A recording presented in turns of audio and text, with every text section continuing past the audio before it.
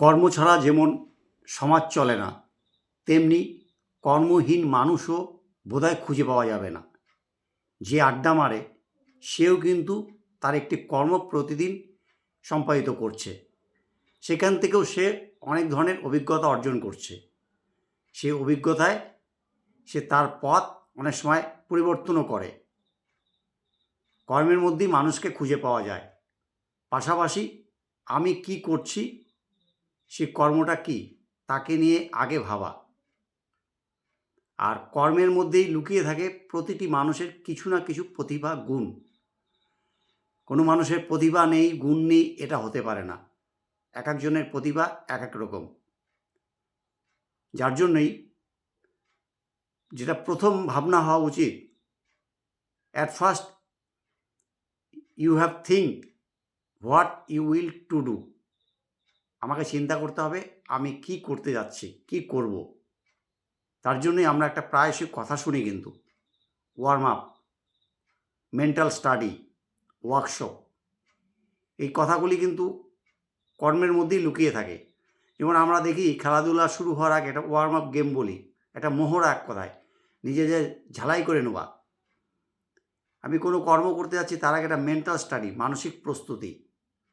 আবার বড় বড় কর্মশালা যেগুলোকে বলা হয় ওয়ার্কশপ, যেখানে বিভিন্ন রকম শিক্ষণ প্রতিষ্ঠানগুলোতে টিম তৈরি হয়, সব কিছুর মূলেই কিন্তু একটা চিন্তাভাবনা আগে কাজ করে, আমি কি করতে যাচ্ছি।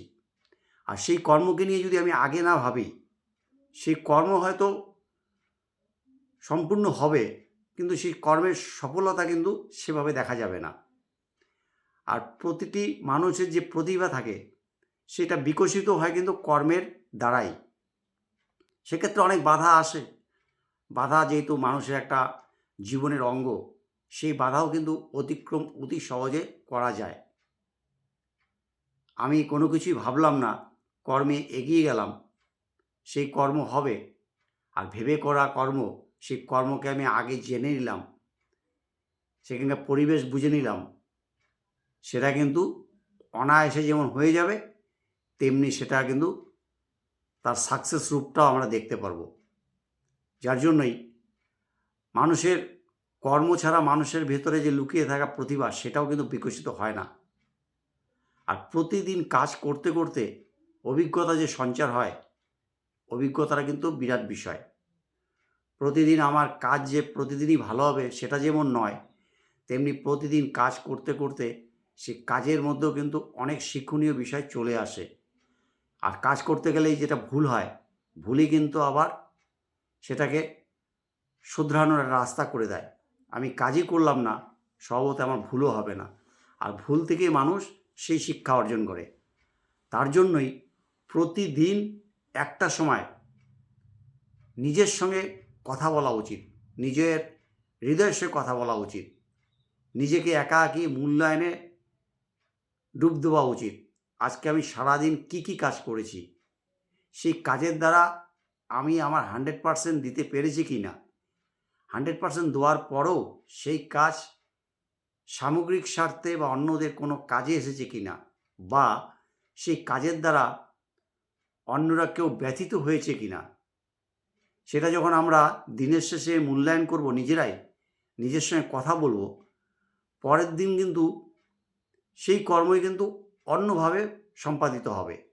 তখন দেখা যাবে আগের দিন যেটুকু আমি পারিনি, পরের দিন কিন্তু আমার সেই কাজটা অনায়াসে হয়ে গেছে।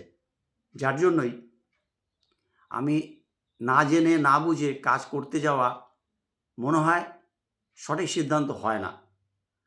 আর প্রতিদিনের কর্মেই সেই প্রতিভা আস্তে আস্তে বিকশিত হতে থাকে। প্রথমেই বলেছি প্রতিটি মানুষের গুণ প্রতিভা নিয়েই কিন্তু সে এই পৃথিবীতে এসছে। কেউ সেই রাস্তা বা প্ল্যাটফর্ম খুঁজে পায়নি, যার জন্য তার প্রতিভা কিন্তু বিকশিত হয়নি। যার জন্যই নিজ নিজ ক্ষেত্রে যে কোনো কর্মই, সেটা যদি মন দিয়ে করা যায়, সেই কর্মকে নিয়ে যদি স্টাডি করা যায়, ভাবা যায়, সেই কর্ম কিন্তু একটা সঠিক দিশা দেখাবেই। আমি চিন্তা করলাম না, আগ বাড়িয়ে এগিয়ে গেলাম কর্মে, সেই কর্মকে নিয়ে ভাবলামই না, তাতে কী হবে, সেই কর্মে গিয়ে অন্ধকারে হাতড়ানোর মতন ব্যাপারটা চলে আসবে।